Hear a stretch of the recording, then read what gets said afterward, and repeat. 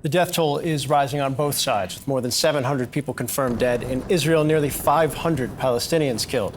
The UN estimates that more than 123,000 Palestinians have already been displaced since the fighting began on Saturday.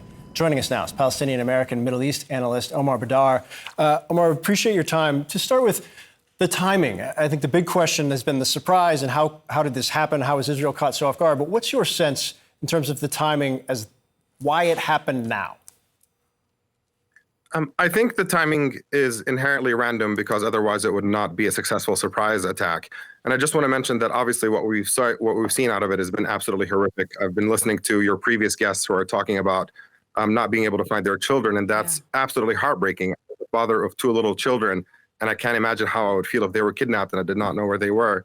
But the real scandal here is that this is every bit as horrific as it is predictable and preventable.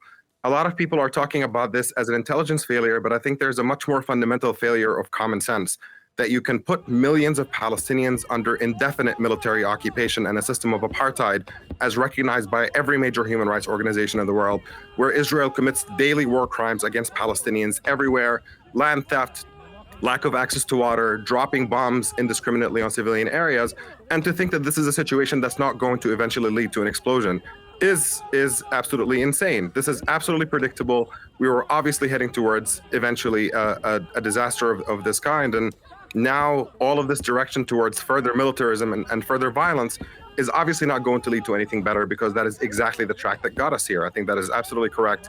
We need a real, meaningful solution to the underlying injustice that drives this violence, and that has to mean that Palestinians get to live free of Israeli control and occupation. Omar, you just heard from Michal and David Abramov searching desperately for their 20-year-old son. They are one of many, at least 100 hostages being held at this moment. This is what the spokesman for the IDF, Lieutenant Colonel Hecht, said overnight. We don't focus our attacks on women and children. We'll do everything we can to minimize collateral damage. But again, we are at war with Hamas.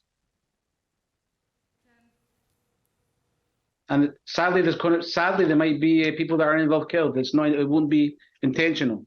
And sadly, Hamas have entrenched themselves in a cynical way within the civilian population. You have said that this conflict cannot be solved militarily. How do you see this ending? Where do you see this going? I mean, look, there's all these pronouncements about the need that they're going to do everything they can to avoid civilian casualties.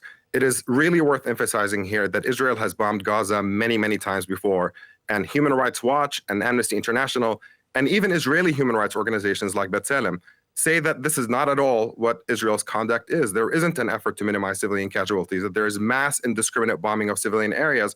And frankly, we're watching that unfold right now as well. The policy is essentially to punish the entire Palestinian population, cutting off electricity to all of Gaza, preventing anybody in Gaza from coming in and out. This is an act of collective punishment. And this is exactly the trajectory that we unfortunately are on. I think what we're going to see is much greater death that's going to cover the entire Gaza Strip. And at the end of it, Palestinians are going to remain a population that is captive and under an illegal siege, as recognized by the UN. And we're only setting ourselves up towards another round of this in the future. What we need right now is the world community to come together and start dealing with this issue seriously, understanding that this policy of giving Israel a carte blanche to behave however it wants towards Palestinians is not a way to actually achieve long-lasting peace. You can't keep doing the same thing over and over again and expecting a different result. The one thing that has not been tried so far is allowing Palestinians to be free of Israeli occupation and military dictatorship.